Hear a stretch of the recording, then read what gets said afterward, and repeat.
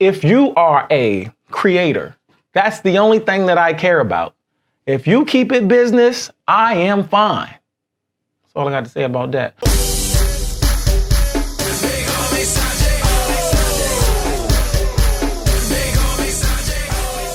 Welcome back to another episode of Dreaded and Abroad.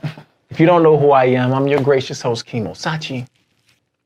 And on this episode, I want to do a follow-up to my last YouTube post, which was called, Am I Homophobic? I would go all the way into it, but it'd be a lot easier if you just click this link right here to see what that was all about. The gist, though, was basically, since my YouTube page is growing, people are starting to reach out to me for collabs, which I'm perfectly fine with.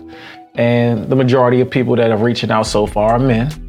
And based on how I was raised, I get triggered when I see a man in my inbox asking me like how my day is going. So my question to you, which is the world, was, am I handling these things correctly when it comes off as if the man is trying to court me? I'm not gay, but it's nothing wrong with it, and I have no problems with anybody that is gay. What I leaned on was my gaydar is high based on the homophobic society that I was raised in.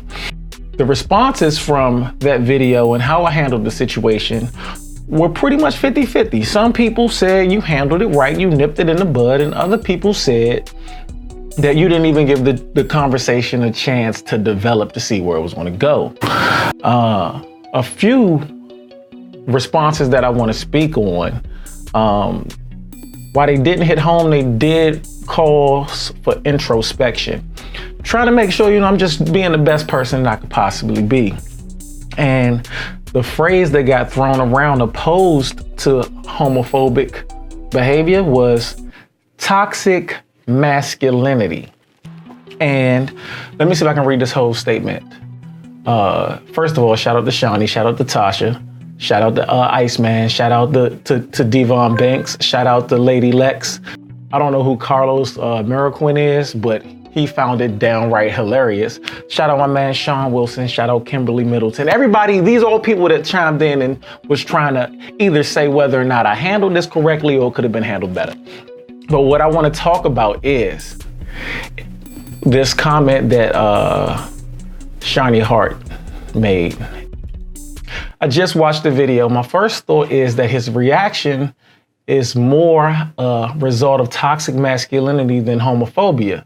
I'm not saying he's a toxic man, but there's things that are ingrained in men that start when they're boys. From a young age, boys are taught not to cry, not to show emotions. They rarely have platonic touch with other boys. They rarely have platonic touch with other boys. And that's weird to me, platonic touch with other boys. No, I didn't have platonic touch with other boys. And part of that reason it's not because I was scared. It did not interest me. Like, there are things that are tied to women, like platonic touch. That's why it gets a connotation of femininity.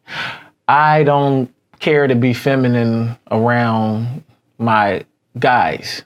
Those are my guys. We do masculine, manly stuff.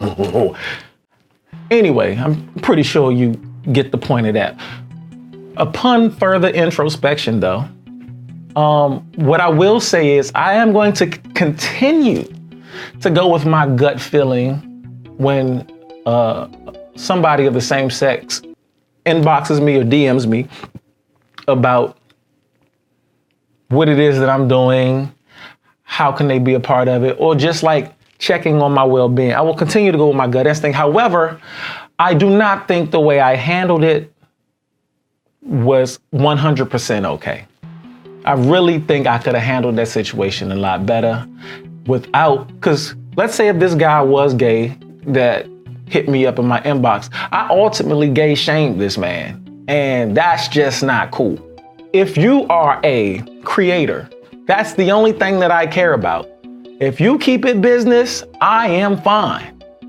That's all I got to say about that. I want to thank everybody for chiming in, helping me become a better person, because it really did help. Had me thinking about a few things.